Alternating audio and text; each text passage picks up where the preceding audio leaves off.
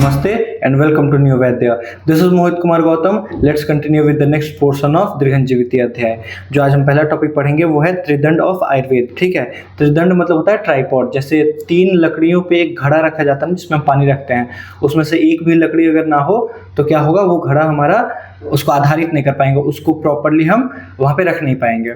तो शरीर जो लोक व्यवहार है, जो हमारा लोक है ना, उसका त्रिदंड क्या है? तो इस श्लोक में दिया गया है असत्वम आत्मा शरीरम च त्रयम एतत् त्रिदंडवत लोकः तिष्ठति संयोगात तत्र सर्वम प्रतिष्ठितम। यहाँ पे क्या कहा जा रहा है? सत्व, सत्व मतलब मनस, आत्मा, आत्मा मतलब सोल है ना, आत्मा मतलब जो हमारे अंदर चेतन तत्व है उसको आत्मा बोलते हैं। ठीक है, शरीर जो हमारा भौतिक शरीर है, जो हमारा फिजिकल बॉडी है ना, इन तीनों को त्रयम एतत् त्रिदंडवत, इन तीनों को क्या कहा जाता है? ट्राइपॉड कहा जाता है। इन तीनों को त्रिदंड कहा जाता है। लोकः तिष्ठति संयोगात, इसी पे लोक टिका हुआ है। जितना भी हमारा लोक है, जो भी हमारा लोक व्यवहार है, पूरा इन्हीं त्रिदंड पे टिका हुआ है, इन्हीं त्रिदंड के संयोग पे टिका हुआ है। तत्र सर्वम प्रतिष्ठितम, और इन्हीं तीनों के संयोग पे ही सारी चीजें प्रतिष्ठित हैं। ठीक है, तो ये बताया जा रहा है, त्रिदंड का महत्व बताया जा रहा है। आगे क्या है? स पुमांस चेतनम तच्च तच्च अधिकरणम स्मृतम वेदस्य अस्य, इसको पुमांस कहा जाता है। चेतन पुमांस, पुरुष।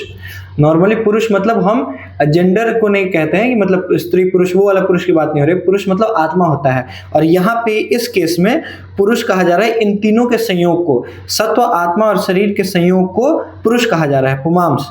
ठीक है, चेतन पुरुष कहा जा रहा है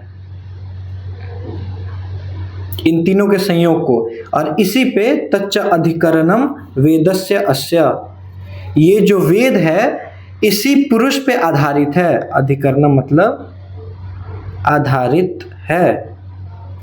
पहले तो हमने क्या कहा? सत्व, आत्मा और शरीर को त्रिदंड कह दिया लोक व्यवहार का, और इन्हीं तीनों के संयोग पे सारी चीजें प्रतिष्ठित हैं, और इन तीनों के संयोग को पुमांस अर्थात पुरुष कहते हैं, और इसी पुरुष पे ये वेद आधारित है। इन तीनों में से कोई भी एक अगर हम हटा दें तो उस पे आयुर्वेद काम नहीं करता। आयुर्वेद किस पे काम करता है? सिर्फ शरीर पे काम करेगा अगर उसमें आत्मा नहीं है और मनस नहीं है। नहीं, वो क्या सिर्फ सत्व पे काम करेगा जहां शरीर ना हो, आत्मा ना हो? ऐसा भी नहीं होता। और ना ही वो आत्मा पे काम करेगा जिसमें सत्व और जो आत्मा शरीर में ना हो। ठीक है, तो ये इन तीनों में से किसी एक पे काम नहीं करेगा।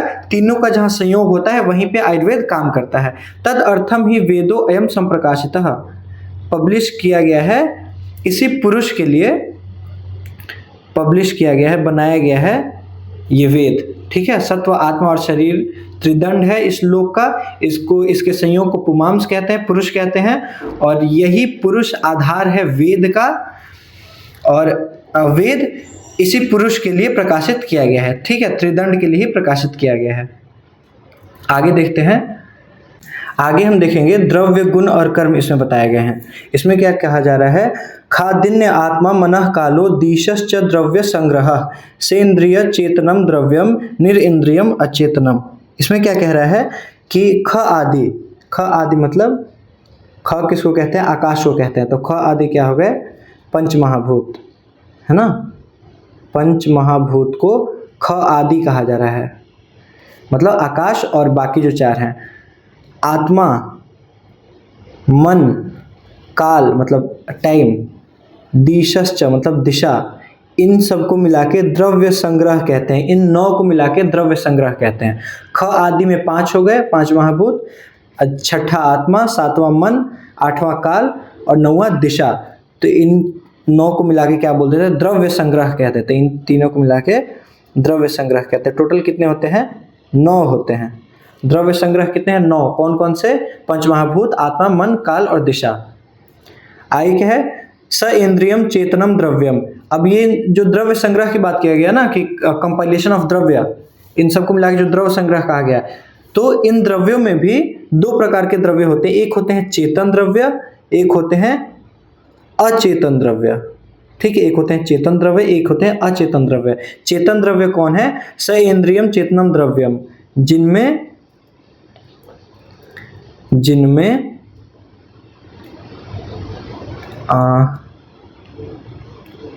जिनमें इंद्रिय होते हैं, ठीक है, वो द्रव्य जिनमें इंद्रिय होते हैं उन्हें क्या बोलते हैं?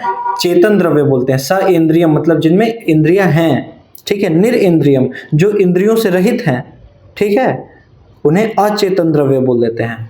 तो यहाँ पे क्या बोला गया? द्रव्य संग्रह 9 है, खाद्य आत्मा मनः कालो दिशश्च, ठीक है। और उसके बाद इन द्रव्यों को भी 2 भागों में बांट दिया गया, अस इंद्रिय नहीं, चेतन द्रव्य और अचेतन द्रव्य। चेतन द्रव्य वो है जिनमें इंद्रिय प्रेजेंट है और अचेतन द्रव्य वो है जिनमें इंद्रिय प्रेजेंट नहीं है।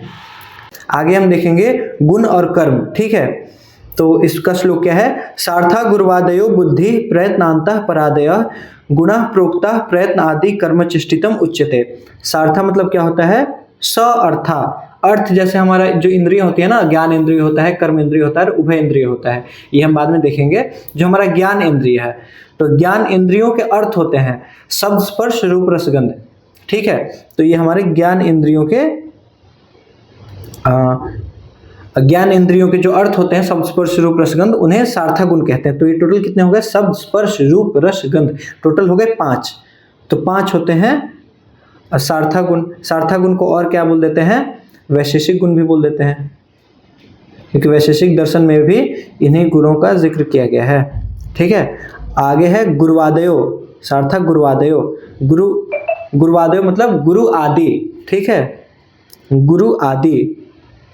ये कितने हैं? टोटल 20 होते हैं गुरु आदि गुण, ठीक है। और गुरु आदि गुण 20 होते हैं। कौन इसका? गुरु आदि मतलब गुरु आदि। गुरु आदि में क्या क्या होते हैं?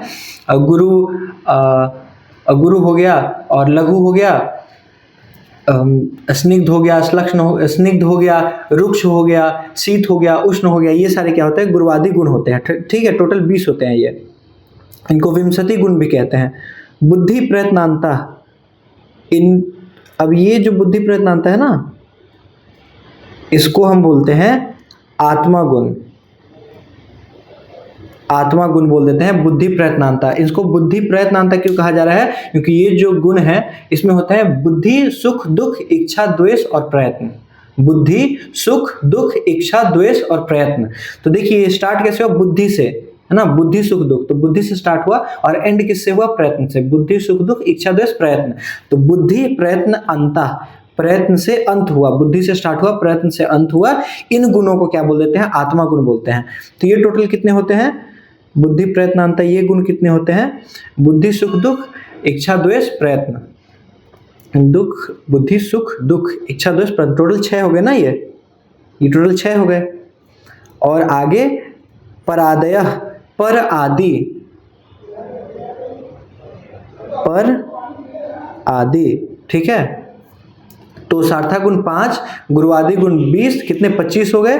बुद्धि प्रयत्न 6, कितने? 31 हो गए। और परादि गुण कितने होते हैं? 10 होते हैं, ठीक है। तो टोटल कितने हो गए? टोटल जो हमारे गुण होते हैं ना, वो 41 गुण होते हैं टोटल हमारे, ठीक है। तो कौन कौन से मिला के? सार्थक गुरुवादयो बुद्धि प्रयत्नांता परादय, इन 41 गुणों की यहाँ पे जिक्र किया गया है। गुणः प्रोक्ता मतलब गुना, इनको प्रउक्ता, इनको गुण कहा गया है, ठीक है। इन सभी को मिला के ये सभी हमारे 41 गुण में आ गए। आगे क्या है? तो ये क्या है? गुण का आप डेफिनेशन में भी ये लिख सकते हैं। जब गुण आए कि गुण के बारे में बताओ, तो आप ये श्लोक लिख सकते हैं और इसको एक्सप्लेन कर सकते हैं। आगे का लाइन क्या है? प्रयत्न आदि कर्म चेष्टितम उच्यते। तो जो प्रयत्न करते हैं, जो एफर्ट लगाते हैं, कोई भी, जैसे कोई भी जब हमें क्रिया करनी है तो उसके पहले हम एफर्ट लगाएंगे ना, तो उस एफर्ट को क्या बोलते हैं? कर्म बोलते हैं। प्रयत्न आदि उस एफर्ट, और एफर्ट के बाद जो क्रिया हो रही है उन सबको मिला के क्या बोल देते हैं? कर्म बोल देते हैं। चेष्टितम उच्यते, जो भी हम चेष्टा करते हैं कोई क्रिया करने के लिए, उसे हम क्या बोल देते हैं? कर्म बोल देते हैं, ठीक है। तो ये हो गया गुण और कर्म। आगे है inseparable concomitance of element and properties. इसमें बताया जा रहा है समवाय। अभी तक हमने क्या पढ़ा? द्रव्य पढ़ा, गुण पढ़ा, अब हम पढ़ेंगे समवाय। समवाय क्या होता है? समवायो अपृथक भावो भूम्यादीनाम गुणैर्मतः स नित्यो यत्र ही द्रव्यम न तत्र अन्यतो गुणः, ठीक है। यहाँ बोल रहा है समवाय जो है ना, देखिए समवाय जो होता है वो इनसेपरेबल रिलेशनशिप होता है, किन्हीं दो चीज़ों के बीच में जब इनसेपरेबल रिलेशनशिप होता है उसे क्या बोल देते हैं हम, समवाय संबंध बोल देते हैं। जैसे गुण और द्रव्य के बीच में समवाय संबंध है, एक द्रव्य से उसका गुण आप अलग नहीं कर सकते हैं, वो इनसेपरेबल रिलेशनशिप है। क्या सिर्फ आप मिठास दिखा सकते हैं, मिठास को चीनी के साथ ही मिठास रहेगी, है ना, चीनी से अलग आप मिठास को नहीं कर सकते हैं। मिठास क्या है, चीनी का गुण है, चीनी से आप अलग मिठास नहीं कर सकते हैं, ठीक है। तो वही कहा जा रहा है, वैसे ही इनसेपरेबल रिलेशनशिप को समवाय संबंध कह देते हैं, ठीक है। अपृथक भावो भूमि आदि नाम गुणैन मता, भूमि आदि नाम मतलब भूमि आदि, ठीक है, भूमि आदि से गुणैर, गुण, भूमि आदि मतलब जो पंच महाभूत है उनसे हम गुण अलग नहीं कर सकते उनके। जब भूमि आदि क्या क्या है, पृथ्वी, जल, अग्नि, वायु, आकाश, ये पंच महाभूत है ना, इनका गुण क्या क्या होता है, अभी हमने देखा था शब्द, स्पर्श, रूप, रसगंध, ये इनके प्रॉपर्टीज हैं। तो शब्द किसका है, आकाश का है, स्पर्श किसका है, वायु का है, रूप अग्नि का है, रस जल का है और पृथ्वी का गंध है। ये सारे गुण हैं जो स्पेसिफिक पंच महाभूत को हम लोग ऐसे अज्यूम करके चलते हैं कि इन पंच महाभूतों के ये गुण होते हैं, ठीक है। तो इन्हीं गुण को, जैसे भूमि से हम गंध गुण को अलग नहीं कर सकते हैं, तो ऐसे ही अपृथक, अपृथक मतलब अलग ना कर पाना, अपृथक मतलब अपृथक भाव, इनसेपरेबल। तो भूमि आदि से उनके गुण को अलग ना कर पाने के संबंध को समवाय संबंध कहते हैं, ठीक है। आगे, सनित्यो यत्र ही द्रव्यम न तत्र अनित्यो गुणः, बोला है कि सनित्यो यत्र ही द्रव्यम, नित्य ही जहां द्रव्य है, मतलब जहां हम हमेशा जहां द्रव्य होगा, न तत्र अनियतो गुणः, वहां अनियत रूप से गुण नहीं होगा। अनियत मतलब अनियत रूप से नहीं होगा, मतलब नियत रूप से होगा, है ना। न तत्र अनियतो गुणा, न तत्र अनियतो गुणा मतलब अनियत रूप से गुण वहां नहीं होगा, मतलब नियत रूप से गुण होगा, है ना। तो नित्य रूप से जहां द्रव्य होगा वहां नित्य रूप से गुण भी होगा, द्रव्य होगा वहां गुण भी होगा। तो यहाँ पे इसको समवाय संबंध बताया जा रहा है, समवाय किसे कहते हैं, ठीक है। तो भूमि आदि जो द्रव्य हैं उनसे उनके गुण को अलग ना कर पाना, ऐसे संबंध को समवाय संबंध कहते हैं। और जहां नित्य रूप से द्रव्य होगा वहां नित्य रूप से गुण भी प्रेजेंट होगा, ठीक है। देखिए डेफिनेशन ऑफ द्रव्य, देखिए पहले हमने द्रव्य संग्रह की बात की थी कि किन किन चीजों को द्रव्य कहा जाता है, लेकिन द्रव्य का हमने डेफिनेशन नहीं देखा था। यहाँ पे हम डेफिनेशन देखेंगे, यत्र आश्रिता कर्म गुणः कारणम समवायियत तद्द्रव्यम, ठीक है। यत्र आश्रिता, जहां आश्रित है कर्म और गुण, ठीक है, कर्म और गुण जहां पे आश्रित है, कर्म और गुण आश्रित है, कहां पर, नहीं, कर्म और गुण जहां आश्रित है वो क्या है, तद्द्रव्यम। कर्म और गुण जहां पे आश्रित है उसे द्रव्य कहते हैं ना, द्रव्य में ही कर्म और गुण होता है। समवायी रिलेशनशिप से, जिसको हम उससे द्रव्य से कर्म और गुण उसका अलग नहीं कर सकते, वैसे रिलेशनशिप के साथ जहां कर्म और गुण होता है उस आश्रय को क्या कहते हैं, द्रव्य कहते हैं, ठीक है। अब अगला इसका क्या पार्ट है, कारणम समवायियत, ये समवायी कारण है, ठीक है। जैसे जो भी हम कार्य द्रव्य बनाते हैं, जैसे आपके सामने अगर आप फोन में देख रहे हैं तो जो फोन है वो कार्य द्रव्य है, वो सिर्फ एक पंच महाभूत के किसी एक पृथ्वी से नहीं बनाया, ना ही वो जल से बनाया, ना अग्नि, वो सारी चीजों के संगठन से बना है ना, संयोग से बना है। तो ऐसे कार्य द्रव्यों का जो कारण होता है, ऐसे कार्य द्रव्यों का जो कॉज होता है, जिन चीजों से ऐसे कार्य द्रव्य जो भी आप अपने आसपास देख पाते हैं वो सारे कार्य द्रव्य हैं। तो वो जो जितने कार्य द्रव्य हैं वो किन चीजों से बनते हैं, उनका कॉज क्या है, कारण द्रव्य, ठीक है। तो द्रव्य क्या है, समवायी कारण है। तो इन कार्य द्रव्यों से आप, जैसे आपका फोन है, उससे आप पृथ्वी महाभूत अलग नहीं कर सकते, पृथ्वी महाभूत समवायी संबंध से आपके फोन से जुड़ा हुआ है ना, वही कारण है। पृथ्वी महाभूत भी एक कारण है आपके फोन बनने का, साथ ही साथ उसमें जल महाभूत, जलीय अंश भी है आपके फोन में, ठीक है। सूक्ष्म बहुत कम मात्रा में होगी लेकिन होगी। अब पंच महाभूत से ही कोई भी चीज बनता है, ठीक है। तो वही कह रहा है तो इनसेपरेबल रिलेशनशिप में है, मतलब आप अपने फोन से किसी एक महाभूत को कंप्लीटली निकाल नहीं सकते हैं। कोई भी ऐसे कार्य द्रव्य से आप किसी एक पंचमहाभूत को अलग निकाल नहीं सकते हैं, इसलिए बोला जा रहा है समवाय कारण है। जो द्रव्य है, अभी हम कारण द्रव्य की बात करें इस डेफिनेशन में, तो जो भी हमारा कारण द्रव्य होता है वो कार्य द्रव्य के साथ समवाय संबंध में होता है। ठीक है, एक पार्ट ये था और दूसरा पार्ट क्या था कि कर्म और गुण जहां पे आश्रित होते हैं उसे द्रव्य कहते हैं। ठीक है, तो ये डेफिनेशन ऑफ द्रव्य होगा, यत्र आश्रिता कर्म गुणा कारणम समवायत तद्द्रव्यम। और इसके आगे क्या है, डेफिनेशन ऑफ गुण। तो अब गुण का भी हम डेफिनेशन वहां ऊपर में हमने भी देखा था कि गुण कौन कौन से गुण होते हैं, सार्था, गुरुवादी, परादी, बुद्धि, प्रयत्नांता, इन सारे गुण, इन सारे अलग अलग गुणों की हमने बात की थी, लेकिन गुण का डेफिनेशन नहीं जाना था। तो अब हम गुण का डेफिनेशन देखते हैं। समवायितु निश्चेष्टः कारणम गुणः, बोल रहा है समवायितु मतलब ऊपर जो इस वाले श्लोक में जो हमने देखा था ना कि द्रव्य में कौन है आश्रित, कौन कौन है, तो गुण है। तो वही समवाय रिलेशनशिप में गुण जो है द्रव्य में आश्रित होते हैं। समवाय रिलेशनशिप में गुण द्रव्य में आश्रित होते हैं। तो यहाँ क्या बोल दिया कि गुण जिस चीज में है उसे द्रव्य कहते हैं, और इस वाले डेफिनेशन में क्या बोल दिया कि द्रव्य में जो चीज समवाय रिलेशनशिप में है उसे गुण बोल देते हैं। ठीक है, तो समवाय, तो गुण कहाँ, समवाय रिलेशनशिप में द्रव्य में है।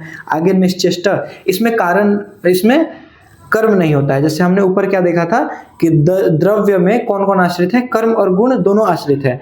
लेकिन यहाँ क्या कहा जा रहा है, जो चेष्टा मतलब यहाँ कर्म बताया जा रहा है कि जो निश्चेष्टा, चेष्टा नहीं है, गुण में कर्म नहीं होता है। कर्म कहाँ होता है, कर्म और गुण कहाँ होते हैं, द्रव्य में होते हैं।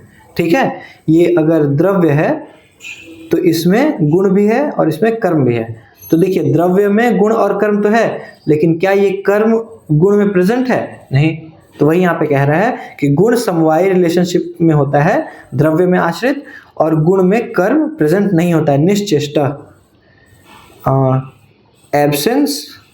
एब्सेंस ऑफ कर्म। ठीक है, एब्सेंस ऑफ कर्म, कारणम गुणा। ठीक है, यही कारण है, यही गुण होता है। ठीक है, तो गुण क्या होता है, द्रव्य में प्रेजेंट होता है, और गुण में क्या होता है, चेष्टा, कर्म नहीं होती है। ठीक है, आगे अब कर्म का डेफिनेशन देखते हैं। संयोगे च विभागे च कारणम द्रव्यम आश्रितम, मतलब पहले तो ये द्रव्यम आश्रितम, कारणम द्रव्यम आश्रितम, जो संयोग और विभाग, संयोग मतलब कंजंक्शन, किन्हीं दो चीजों का मिल जाना, और विभाग मतलब किन्हीं दो चीजों का अलग अलग टूट जाना। तो संयोग और विभाग का जो कारण द्रव्य में आश्रित रहता है उसे कर्म कहते हैं। फिर से एक बार सुनिए, संयोग और विभाग का वो कारण जो द्रव्य में आश्रित रहता है उसे हम कर्म कहते हैं। तो संयोग और विभाग का कारण, जैसे कोई चीज का टूटना, वो एक क्रिया है ना, वहां कर्म होगा तभी तो कोई चीज टूटेगी, और कोई चीज संयोग जुड़ रही है तो वहां पे भी कोई क्रिया होगा तभी दो चीजें जुड़ रही है। तो वही संयोग और विभाग का जो कारण है, जो कॉज है, और वो द्रव्य में भी आश्रित रहता है। जैसे मैंने आपको कहा था द्रव्य में कौन कौन, कर्म और गुण दोनों आश्रित रहते हैं। तो संयोग और विभाग का कारण है, द्रव्य में आश्रित है, उसे कर्म कह देते हैं। अगला लाइन क्या है, कर्तव्यस्य क्रियाकर्म कर्म नान्याद अपेक्षते। कर्तव्यस्य क्रियाकर्म, कर्तव्यस्य मतलब जो करने योग्य है, जो करने योग्य है, उस क्रिया को कर्म कहते हैं। ठीक है, जैसे कर्म मतलब ऐसे भी हम बहुत फिलोसफिकल बैकग्राउंड में भी कर्म शब्द को यूज करते हैं। यहाँ पे काफी आवाज आ रहा है, एक सेकेंड। और कर्म नान्याद अपेक्षते, अपेक्षते न अपेक्षते, कर्म क्या होता है, किसी की अपेक्षा, मतलब किसी पे डिपेंडेंट नहीं है संयोग और विभाग करने के लिए। यहाँ संयोग और विभाग के कॉन्टेक्स्ट में अपेक्षा की बात की जा रही है। तो संयोग और विभाग जो हो रहा है, जहाँ पे कोई चीज जुड़ रही है, टूट रही है, वो कर्म से ही हो जा रही है। कर्म ही संयोग और विभाग का कारण है, उसमें कर्म को किसी और पे डिपेंडेंट होने की जरूरत नहीं है। ठीक है, किसी की अपेक्षा करने की कर्म को जरूरत नहीं है। तो कर्म का पूरा बताता हूं मैं आपको। संयोग और विभाग का वो कारण जो द्रव्य में आश्रित होता है उसे कर्म कहते हैं। और कर्म कौन सा कर्म, तो जो करने योग्य क्रिया होती है उसे हम यहाँ पे कर्म बोल रहे हैं। और कर्म किसी पे डिपेंडेंट नहीं होता है संयोग और विभाग कराने के लिए, वो इंडिपेंडेंट है। आगे है the objective of this compendium, कि इस जो शास्त्र है इसका प्रयोजन क्या है, इसका मतलब इसे क्यों बनाया गया है। तो इसका श्लोक है इति उक्तम कारणम कार्यम धातु साम्यम ही उच्यते। देखिए अभी तक ना हमने बहुत सारे कारण पढ़े, जैसे कि वृद्धि का कारण क्या था, सामान्य। एकता का कारण क्या था, सामान्य। ह्रास का कारण क्या था, विशेष। संयोग विभाग का कारण क्या था, कर्म। ठीक है। और कार्य द्रव्यों का समवायी कारण कौन है, हमारा कारण द्रव्य है। ऐसे कई सारे हमने कारणों की बात की। तो ये जितने भी कारणों की हमने बात की, इन सभी का कार्य क्या है, इन सभी का कार्य क्या है, धातु। जब आयुर्वेद में बात करते हैं तो आयुर्वेद का जो मेन कार्य है, जो मेन कार्य है इस शास्त्र का, वो क्या है, धातु साम्यम ही उच्यते। धातु को सम अवस्था में रखना, धातुओं को इक्विलिब्रियम में रखना ही इस ग्रंथ का, इस तंत्र का मेन कार्य है। ठीक है। धातु साम्य मतलब देखिए, धातु क्या होता है, धारणा धातुवा, जो शरीर को धारण करे उसे धातु कहते हैं। ठीक है। अब धातु मतलब सिर्फ सप्त धातु, जो रस रक्त आदि की हम बात करेंगे आगे, जो 7 धातुएं होती है, बस हम उसको एज अ धातु हम नहीं देख रहे हैं यहाँ पे। धातु से हम दोषों को भी देख रहे हैं। दोषों को हम दोष क्यों कहते हैं, क्योंकि प्रायः वो हमारे शरीर को दूषित करता है, लेकिन सम अवस्था में जब रहता है तब दोष भी हमारे शरीर को धारण करता है।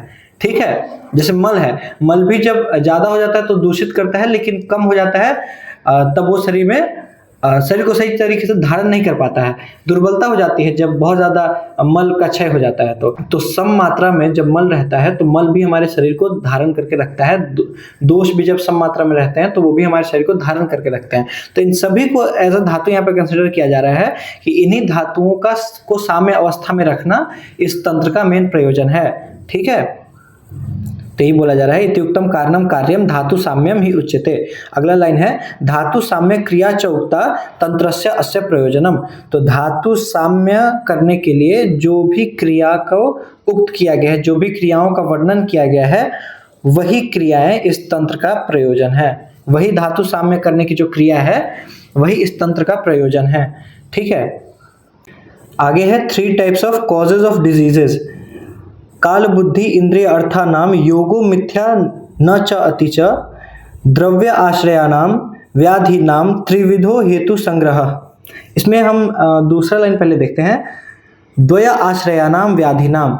देखिए व्याधियों के 2 आश्रय होते हैं। हमने पहले देखा है कि व्याधि 2 जगह आश्रय ले सकती है। एक हमारे शरीर में व्याधि हो सकती है, एक हमारे मनस में व्याधि हो सकती है। तो हमारे व्याधियों, तो जो भी व्याधि होते हैं उनके जो आश्रय हैं कौन 2 हैं, पहला एक शरीर है, दूसरा मनस है। तो द्वय आश्रय नाम, 2 आश्रय जो है व्याधियों के, 2 आश्रयों में रहने वाले जो व्याधि हैं उनके 3 हेतु होंगे।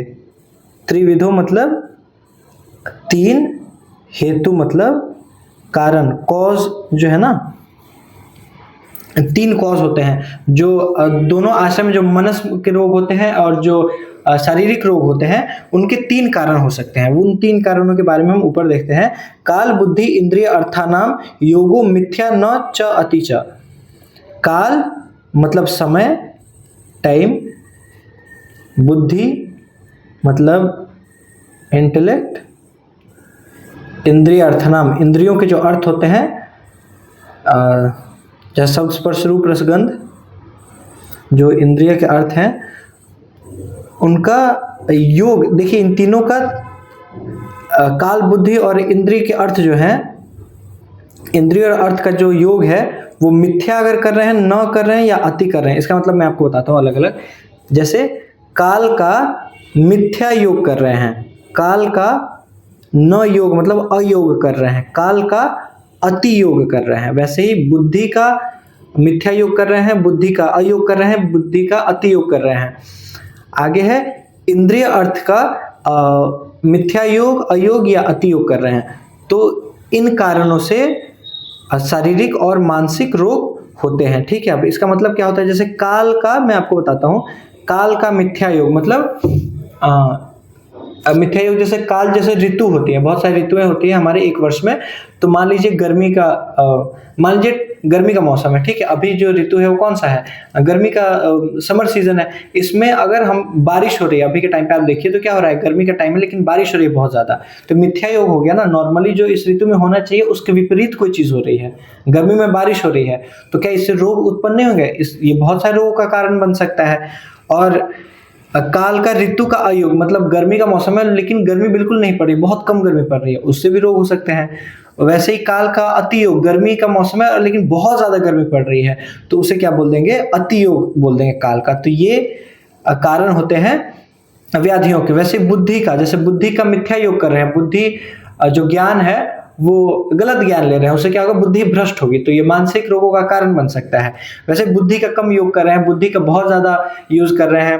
इंद्रिय अर्थों का, जैसे आंख है, आंख हमारी क्या है, ज्ञान इंद्रिय है, जो हमारी चक्षु इंद्रिय होती है वो एक ज्ञान इंद्रिय है। तो हम कोई मिथ्या चीज देख रहे हैं, जैसे चक्षुरेंद्रिय का हम मिथ्या योग कर रहे हैं, जैसे कि हम कोई ऐसी चीज देख रहे हैं जो हमें नहीं देखनी चाहिए, जैसे बहुत ब्राइट लाइट है ना, सन बहुत ज्यादा ब्राइट है, उस टाइम पे हम सन को देख रहे हैं, तो मिथ्या योग हो गया।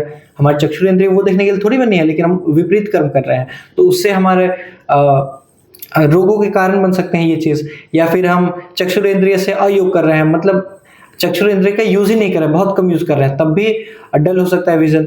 चक्षुरेंद्रिय का अति योग कर रहे हैं, दिन भर मोबाइल चला रहे हैं, है ना, तो अति योग हो गया, तो उससे भी क्या बोलते हैं, योग, उससे बहुत सारे डिजीजेस हो सकते हैं। तो वही यहाँ पे कहा जा रहा है, काल, बुद्धि और इंद्रिय के अर्थ जो है, इनका मिथ्या योग, अयोग या अति योग करना ही 3 कारण होते हैं उन सभी व्याधियों के जिनके 2 आश्रय होते हैं। जो मनस रोग हैं और जो शारीरिक रोग हैं, उन सभी के 3 कारण होते हैं। कौन से? काल, बुद्धि और इंद्रिय अर्थ के मिथ्या योग, अयोग और अति योग।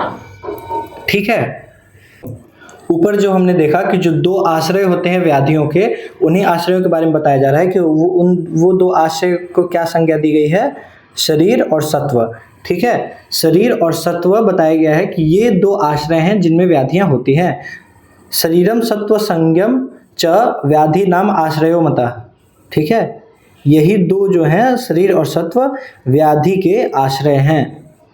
आगे, तथा सुखानाम योगस्तु सुखानाम कारणम समा। तथा सुख के भी, देखिए यहाँ पे व्याधि बोला जा रहा है, यहाँ सुख बोला जा रहा है। व्याधि और सुख विपरीत यहाँ पे देखा जा रहा है, मतलब दुख को ही व्याधि बताया जा रहा है।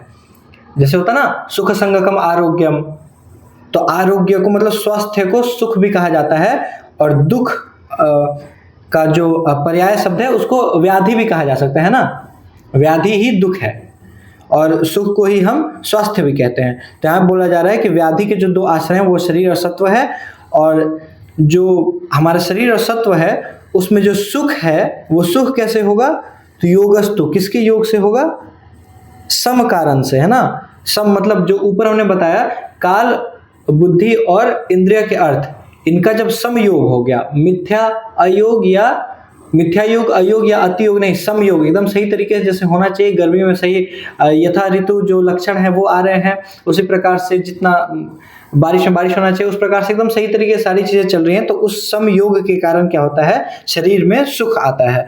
और वही अगर मिथ्या, अयोग या अति योग होगा तो शरीर में व्याधियां आती हैं, शरीर या सत्व में, हमारे मनस में। ठीक है, देखिए आगे क्या है, नेचर ऑफ आत्मा, नेचर ऑफ आत्मा है। देखिए ऊपर हमने क्या देखा था, सत्व आत्मा शरीरम च त्रयम एतत् दंडवत, जो ट्राइपॉड बताया गया था लोक का, लोक व्यवहार का, वो क्या था, शरीर, आत्मा और सत्व। तो हमने शरीर और सत्व के बारे में तो देख लिया, इनमें जो होने वाली व्याधियां हैं, उनमें जो होने वाले सुख हैं, उनके कारण भी हमने देख लिए। लेकिन अब हम आत्मा का क्या, आत्मा के बारे में तो हमने बात ही नहीं किया, क्या आत्मा में व्याधियां नहीं होती, क्या आत्मा सुख का अनुभूति नहीं करती, तो यही चीज हम इस श्लोक में देखेंगे। निर्विकार परस्तु आत्मा सत्वभूत गुणेन्द्रिय चैतन्य कारणम नित्यो दृष्टा पश्यति ही क्रिया। ठीक है, अब ये कह रहा है कि निर्विकार है आत्मा, आत्मा में कोई विकार नहीं होता, विकार मतलब कोई भी परिवर्तन नहीं होता है ना, नो चेंजेस, कोई परिवर्तन नहीं होता। इन मिथ्या योग, अयोग, अति योग, इन चीजों से कोई भी उसमें आत्मा में परिवर्तन नहीं होता है, वो निर्विकार होता है, उसमें कोई चेंजेस नहीं होती हैं। परस्तु आत्मा में, और सत्वभूत, असत्व जो है मनस है, भूत मतलब पंचभूत, और पंचभूत के गुण और इंद्रिय, इन सभी के साथ चेतनता का कारण बनता है आत्मा। देखिए पहले क्या है, आत्मा जो है निर्विकार है, और आत्मा चेतन का, है ना, चेतन कॉन्शियसनेस का कारण बनता है, किसके साथ मिलकर, सत्व, पंचभूत के गुण और इंद्रियों के साथ मिलकर चेतनता का कारण बनता है। अगला क्या है, आत्मा नित्य है, नित्य मतलब इटर्नल है ना, अजर अमर है। और अगला क्या है, आत्मा दृष्टा पश्यति ही क्रिया, ये एज एन ऑब्जर्वर, आत्मा क्या करता है, एज एन ऑब्जर्वर पश्यति देखता है सभी क्रियाओं को। ठीक है, मैं फिर से आपको बता दूं, आत्मा निर्विकार होता है, कोई भी काल बुद्धि इंद्रिय अर्थ के मिथ्या अयोग या अतियोग या उनके संयोग, इन किसी भी चीजों से आत्मा में कोई विकार उत्पन्न नहीं होता, कोई चेंजेस, कोई परिवर्तन नहीं आती। आत्मा सत्व भूत के गुण और इंद्रियों के साथ मिलकर चेतनता का कारण होता है। आत्मा इटर्नल होता है, नित्य होता है। आत्मा ऑब्जर्वर के रूप में जितने भी क्रियाएं हो रही हैं उन सभी को देखता है। ठीक है, तो ये हो गया, हमने क्या कर लिया, जो तीन त्रिदंड है, सत्व, आत्मा और शरीर, तीनों के बारे में अभी तक बहुत अच्छे से देख लिया। आगे जब हम दोष देखते हैं तो दोष में 3 दोषों का वर्णन किया गया है और 2 मानसिक दोषों का वर्णन किया गया है और 3 शारीरिक दोषों का वर्णन किया गया है। कैसे, वायु पित्तम कफश्च उक्तः शारीरो दोष संग्रह, बोला जा रहा है शारीरिक जो दोष हैं उनका संग्रह किसे कहा जा रहा है, वायु मतलब वात, पित्त और कफ को शारीरिक दोष का संग्रह कहा जा रहा है। और मानसिक दोष किसे कहा जा रहा है, मानसः पुनरुद्दिष्टो रजश्च तम एव च, मानसिक दोष किसे कहे जा रहे हैं, रजस और तम को। देखिए सत्व भी होता है, 3 गुण होते हैं, सत्व, रजस और तम, लेकिन सत्व जो होता है वो किसी विकार का कारण नहीं बनता है, वो मतलब कोई डिजीज कॉज नहीं करता है, तो इसलिए उसे दोष नहीं करता, वो दूषित नहीं करता है मनुष्य को। दूषित कौन करते हैं, बस रजस और तमस ही करते हैं, इसीलिए रजस और तमस को मानसिक दोष कहा जाता है। लेकिन जब त्रिगुण की बात करते हैं, मानसिक गुण की बात करते हैं, तो सत्व, रज और तम तीनों बोलते हैं। लेकिन जब मानसिक दोषों की बात करते हैं तो बस रजस और तमस की बात करते हैं। ठीक है, और शारीरिक दोष किसे कहे जाते हैं, वात, पित्त और कफ। आगे है कि इन 3 दोषों से, जैसे ये जो 3 दोषों की हमने बात की ना, शारीरिक दोष, वो सम अवस्था में हमने देखा था कि शरीर को धारण भी करते हैं, है ना, तभी इनको धातु भी, आगे पहले हमने बोला था धातु साम्य क्रिया जो हमारे इस तंत्र का प्रयोजन है, उसमें हम दोषों को भी देख रहे थे, क्योंकि दोषों की जब समता रहती है, जब दोष इक्विलिब्रियम पोजीशन में रहते हैं तो शरीर को धारण करते हैं, लेकिन वो जब दूषित हो जाते हैं तब शरीर में अलग अलग प्रकार के विभिन्न जो विकार हैं उनकी उत्पत्ति करते हैं, तो इसीलिए वो दूषित करते हैं शरीर को, इसलिए उन्हें दोष कहा जा रहा है। तो अब दूषित कर रहे हैं तो और शरीर में विकार उत्पन्न कर रहे हैं तो उसका ट्रीटमेंट भी करना पड़ेगा। तो ट्रीटमेंट के लिए ही अगला श्लोक है ये कि दोषों की ट्रीटमेंट कैसे करेंगे।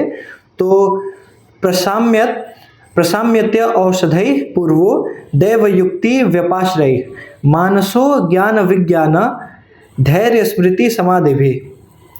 यहाँ बोला जा रहा है पूर्व मतलब पूर्व, जैसे पिछला वाला श्लोक है तो उसमें पूर्व पहले किसकी बात की गई है, शारीरिक दोष की बात की गई है ना, तो वही कह रहा है पूर्वो मतलब शारीरिक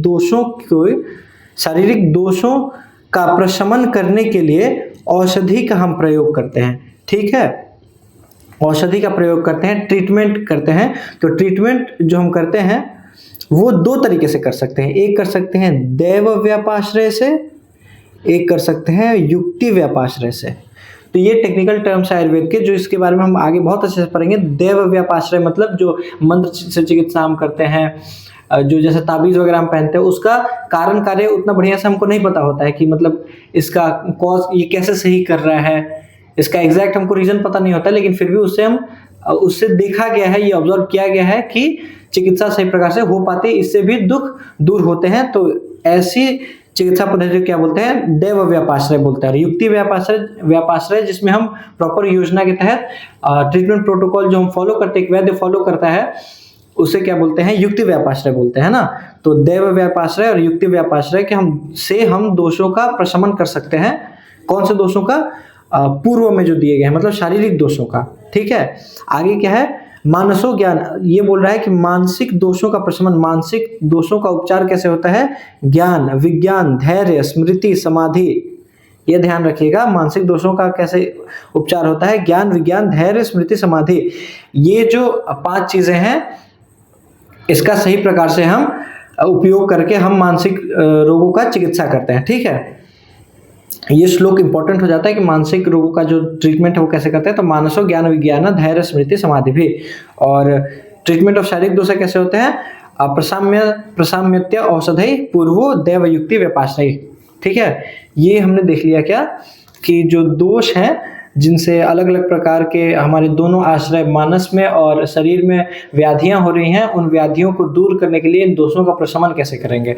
तो शारीरिक दोषों का प्रशमन के लिए यहाँ पे बता दिया गया पहले लाइन में, और मानसिक दोषों के प्रशमन के लिए दूसरे लाइन में बता दिया गया। आगे हम देखते हैं प्रॉपर्टीज ऑफ दोष। जो जिन दोषों की हमने ऊपर बात की थी, शारीरिक दोषों की, वात पित्त कफ, उनके हम प्रॉपर्टीज देखेंगे। तो ये किसका प्रॉपर्टी, ये वात का प्रॉपर्टी, ठीक है।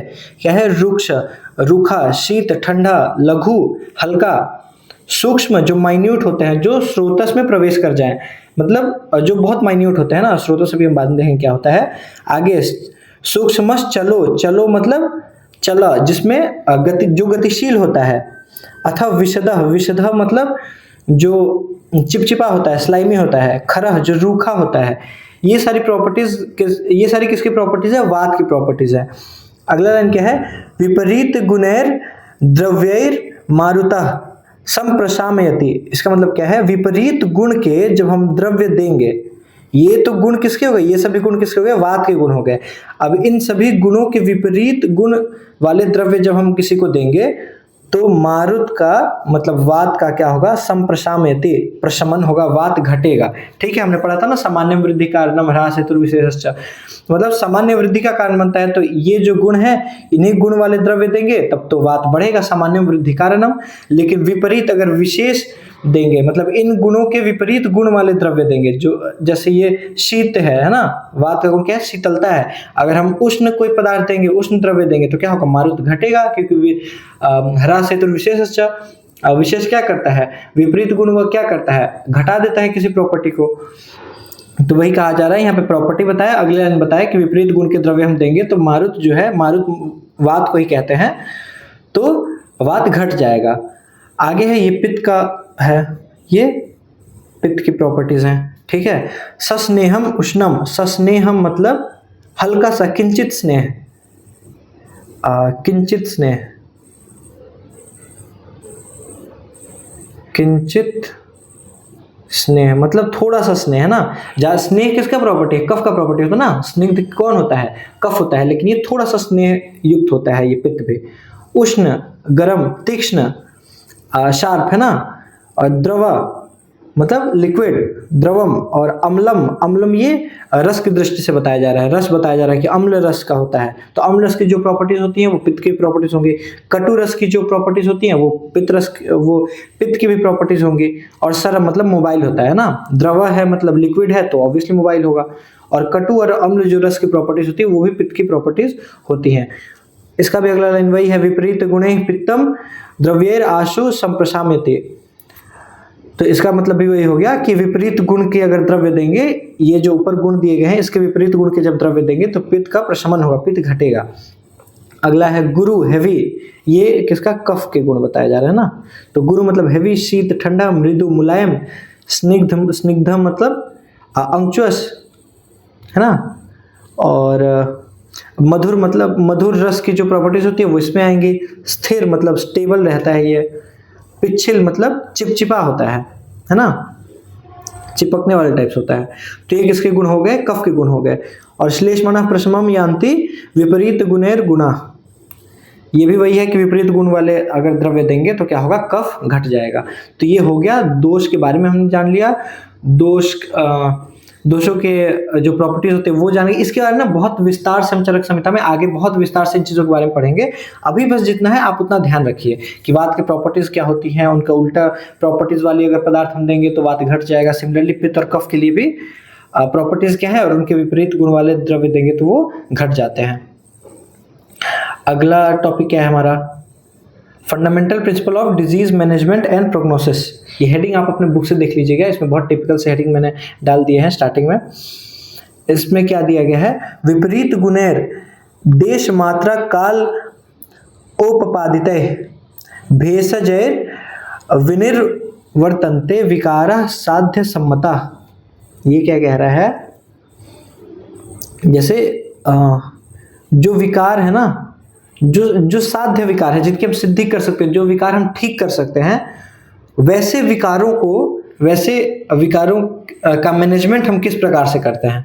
ठीक है। जो विकार, जो साध्य विकार है, रोगों में भी हम देखेंगे कई सारे रोगों को अलग अलग उसमें क्लासिफाई किया गया है, साध्य रोग और असाध्य रोग। मतलब जो रोग ठीक हो सकते हैं और ऐसे रोग जो ठीक नहीं हो सकते हैं, है ना, उसमें हमें हस्तक्षेप नहीं करना है। जो रोग ठीक हो ही नहीं सकता उसमें हमें हस्तक्षेप नहीं करना। वो हम आगे पढ़ेंगे इसी चैप्टर में कि कैसे रोगों को हम असाध्य रोग बोलते हैं और क्यों उन्हें असाध्य बोलते हैं, और जो साध्य रोग है उनके लक्षण क्या होता है। वो लक्षण देख के हमें कैसे पता चल जाए कि इन रोगों को हम ठीक कर सकते हैं, उसमें ही हमें हस्तक्षेप करना है। तो वो रोग जो साध्य हैं उन्हें हम कैसे ठीक करेंगे, तो विपरीत गुण वाले द्रव्य देंगे। और बस विपरीत, जैसे वात बढ़ा है तो उसके विपरीत गुण वाले द्रव्य दे देंगे तो बस उससे ठीक नहीं होगा। साथ में हमें बहुत चीजों का ध्यान रखना होता है, जैसे क्या, देश। देश दो प्रकार के होते हैं, हमारा शारीरिक देश, जो पेशेंट है उसका शारीरिक देश, है ना, उसके शरीर में किस मतलब वातज व्याधि है तो वात कहाँ पे बढ़ा हुआ है शरीर में भी। ऐसा तो नहीं कि ओवरऑल पूरे शरीर में वात ही बढ़ गया है। मान लीजिए सामने वाले को ऑस्टियोपोरोसिस है। ऑस्टियोपोरोसिस मतलब, मैं अभी बस आपको बता रही चीज सुन के रखिएगा तो आगे आपको समझने में चीजें बहुत आसानी होंगी जब आगे हम चैप्टर्स में जाएंगे। अभी बस इस एग्जांपल को आप ध्यान में रखिएगा। वात जब बढ़ता है ना तो अस्थि वात का स्थान होता है, तो वात जब बढ़ेगा तो अस्थि में क्षय आता है, ठीक है। तो वात बढ़ेगा तो ऑस्टियोपोरोसिस होगी, तो वात बढ़ा ऑस्टियोपोरोसिस हुई। लेकिन साथ में सामने वाले को कॉमन कोल्ड भी है तो उसमें कफ भी बढ़ा हुआ है, तो ये एग्जांपल पॉसिबल है कि नहीं कि एक इंसान को ऑस्टियोपोरोसिस भी हो और साथ में कॉमन कोल्ड भी हो रखा हो। तो उसमें हम क्या देंगे, वात घटाने वाला औषधि देंगे या कफ घटाने वाली औषधि देंगे, समझ रहे हैं। तो इसमें क्या करें, क्योंकि वात की जो औषधि होती है ना, वात के ऑलमोस्ट वात का जो गुण होता है उसके विपरीत गुण कफ का होता है। तो वात घटाने का जब हम औषधि देते हैं तो क्या होता है, कई बार कफ बढ़ जाता है। कफ घटाने की औषधि देंगे तो वात बढ़ जाएगा। तो इसीलिए ओवरऑल शरीर को हम ध्यान में रखते हैं। हम ध्यान में रखते हैं कि किस देश में, शरीर के किस देश में वात बढ़ा है, मतलब अस्थियों में वात बढ़ रखा है ना। और जो उरु प्रदेश, जो हमारा चेस्ट रीजन है, वहां पे हमारा कफ वृद्धि हो रखा है। तो ये चीज भी हम ध्यान में रखते हैं कि शरीर के कौन से देश में दोषों की वृद्धि या क्षय हुई है, कौन से देश में दोष बढ़ा हुआ है और कौन से देश में दोष घटा हुआ है। तो जब हम पेशेंट को देखेंगे तो उसके शारीरिक देश भी देखेंगे, उसके शरीर में कौन से हिस्से में व्याधि है जिसका हमें उपचार करना है। आगे क्या दें, और देश का दूसरा था प्रदेश, कौन से इलाके में इंसान रह रहा है। मान लीजिए राजस्थान में एक इंसान है, उसका वातज विकार हो गया, उसको राजस्थान में इंसान है उसको वातज विकार हो गया। वातज विकार मतलब रुक्षता मान लीजिए उसमें बढ़ गई है बहुत ज्यादा, और देश भी रुक्ष है, राजस्थान है तो वो ड्राई लैंड है ना, तो वहाँ पे रुक्षता ऑलरेडी, इन्वायरमेंट में भी रुक्षता है, इंसान में भी रुक्षता बढ़ रखी है। तो वहाँ पे जो हम दवाई देंगे उसका मात्रा ज्यादा होगा, उसमें जो हम औषधि देंगे उसका मात्रा हम ज्यादा देंगे। तो और वही रुक्षता इंसान में बढ़ रखी है, लेकिन इंसान कहीं पहाड़ी इलाके से है, नॉर्थ ईस्ट से बिलोंग करता है, तो वहाँ पे इन्वायरमेंट में जो रुक्षता है वो कम है, लेकिन शारीरिक रुक्षता बढ़ी हुई है, तो उस हिसाब से मात्रा हम कम देंगे। तो इसलिए हम प्रदेश का भी ध्यान रखेंगे कि जो पेशेंट हमारा किस देश से बिलोंग करता है, उसके शरीर के देश में, हमारे उसके शरीर में किस स्थान पे दोष की वृद्धि हो रखी है। तो ये देश हो गया। मात्रा, तो मात्रा मतलब हम देखेंगे कि किस मात्रा में उसे हमें औषधि देनी है ना, किस मात्रा में हम औषधि देंगे अपने पेशेंट को जिसके शरीर में दोष की वृद्धि हो रखी है, ठीक है। तो दवाइयों की मात्रा होगी। इनफैक्ट ये भी होता है कि जब वात बढ़ा है तो किस मात्रा में बढ़ा है ना, वात बढ़ा है तो उसका भी मात्रा होगा ना, कितना वात बढ़ा है। पित्त बढ़ा है तो कितना पित्त बढ़ा है, तो उसका भी मात्रा देखते हैं कि दोषों की मात्रा कितनी बढ़ी हुई है। काल में क्रिया काल नाम का एक बहुत ही ज्यादा इंपॉर्टेंट कॉन्सेप्ट जो आपको पूरे थ्रू आउट बीएमएस में आपको उसके बारे में पढ़ते रहना है। तो क्रिया काल का जो इंपॉर्टेंट कॉन्सेप्ट है उसके बारे में भी देखते हैं। काल देखते हैं कि कौन से काल में व्याधि है। जैसे सिंपली मैं आपको बता दूं तो क्रिया काल मतलब होता है व्याधि की जो भी बीमारी है उसके स्टेजेस होता है ना, कोई भी बीमारी हुआ तो कौन सा स्टेज में वो बीमारी है, तो बहुत ज्यादा क्रिटिकल है या अभी अभी हुई है, तो उस तरीके से क्रियाकाल को हम ध्यान में रखेंगे जब हम इलाज करते हैं तब। और काल जैसे ऋतु का हम ध्यान रखेंगे, कौन सा ऋतु चल रहा है, बारिश है तो उस हिसाब से हम चिकित्सा करेंगे। सामने वाले में वात दोष बढ़ रखा है, लेकिन क्या उसे ग्रीष्म में वात बढ़ा है या वर्षा में वात बढ़ा है या शरद ऋतु में वात बढ़ा है या फिर हेमंत शिशिर में बढ़ा है। जैसे ठंडी में क्या होता है, नॉर्मली वात बढ़ जाता है ना। तो काल का हम ध्यान रखें। काल में और क्या होता है, जैसे वयस, जैसे एज होता है, तो बाल मतलब छोटा बच्चा है जिसका हम इलाज कर रहे हैं या फिर वो युवावस्था में है या वृद्ध अवस्था में है, तो वो भी काल में टाइम में ही आएगा, है ना। तो इन सारी चीज़ों का हम ध्यान देते हैं जब हम कोई डिजीज मैनेजमेंट करते हैं। तो ठीक है, तो विपरीत गुण के औषध देते हैं। और देखिए जैसे वात बढ़ना, वात के जैसे अलग अलग गुण है, शरीर में रुक्षता बढ़ी है, ठीक है, शरीर में रुक्षता बढ़ी है मतलब वात बढ़ा है, और हम इलाज कर रहे हैं कि वात शीत होता है, वात का प्रॉपर्टी क्या है, शीतल भी है, तो हम उष्ण द्रव्य दे रहे हैं, तो क्या उष्ण द्रव्य से रुक्षता घटेगी? तो ऐसे एकदम ये मोटे तौर पे कहते हैं कि वात बढ़ा हुआ है, लेकिन हम असल में चिकित्सा कैसे करते हैं, हम गुणों की चिकित्सा करते हैं कि रुक्षता बढ़ी है तो हम स्निग्ध द्रव्य देंगे। ये नहीं कि रुक्षता बढ़ी है मतलब वात बढ़ा है तो वात का घटाने वाला जो द्रव्य है वो तो उष्ण द्रव्य भी होता है, तो हम उष्ण द्रव्य दे रहे हैं, ऐसा नहीं होता है। तो हम एक एक गुणों की बात करते हैं ना, तो उसका भी हम ध्यान में रखते हैं कि वात बढ़ा है तो उसका कौन सा गुण बढ़ रखा है बहुत ज्यादा। तो इन ये सारे एस्पेक्ट हो गए कोई भी डिजीज के मैनेजमेंट के। आगे क्या है, साधनम न तो असाध्य नाम व्याधि नाम उपदिश्यते, जो भी साध्य विकार है, जो भी साध्य डिजीजेज हैं जो ठीक की जा सकती हैं, जो बीमारियां, उनका तो हमें उनको तो हमें सिद्ध करना है। कैसे? ऊपर के 2 लाइन जो है इस तरीके से हमें ठीक करना है, लेकिन जो असाध्य व्याधि है उनमें हमें हस्तक्षेप नहीं करना है, ठीक है। जो असाध्य व्याधि हैं उनमें हमें हस्तक्षेप नहीं करना है। आगे क्या है, भूयश्च अतो यथा द्रव्यम गुण कर्माणि वक्षते। अब आगे जो यहाँ तक हमने सारी चीजें देख ली, लेकिन भूय जो भी मतलब हमारे पंचमहाभूत है और जो भी हमारे द्रव्य हैं उनके गुण और कर्म के बारे में आगे हम बहुत अच्छे से बात करेंगे, ठीक है। आगे हम और अच्छे से देखेंगे कैसे रस के आधार पर कैसे हम चिकित्सा करते हैं, डिफरेंट प्रकार के रस क्या होते हैं, और ये सारी चीजें हम आगे देखेंगे। और तब तक हाँ, ये एक मैंने बताना भूल गया, इसमें क्या है, भेषजैर विनिर्वर्तन्ते, इसका मतलब होता है ना कि ये सारी चीजें जो हमने ऊपर बात की, इन चीजों का ध्यान रख के हम जब भेषज देते हैं, भेषज मतलब क्या होता है, मेडिसिन देते हैं, तो औषधि देते हैं, तो उससे क्या होता है, निर्वर्तन्ते मतलब क्या होता है, ठीक हो जाती है, हमारी व्याधियां ठीक होती हैं, ठीक है। जब इन चीजों का ध्यान में रख के हम भेषज देते हैं। तो आगे साधनम ना तो असाध्य नाम व्याधि नाम उपदिश्यते, तो असाध्य व्याधियों की तो उपदेश दी गई है ऊपर कि साध्य व्याधियों को कैसे ठीक करना है, लेकिन असाध्य व्याधियों के लिए यहाँ पे न तो असाध्य नाम, लेकिन असाध्य व्याधियों के लिए ऊपर बात नहीं की जा रही, ये बस साध्य व्याधियों के लिए बताया गया है ऊपर। तो नेक्स्ट लेक्चर हमारा आखिरी लेक्चर होगा और उसमें हम दृढ़ अध्याय खत्म कर देंगे, ठीक है। तब तक के लिए keep smiling and keep learning.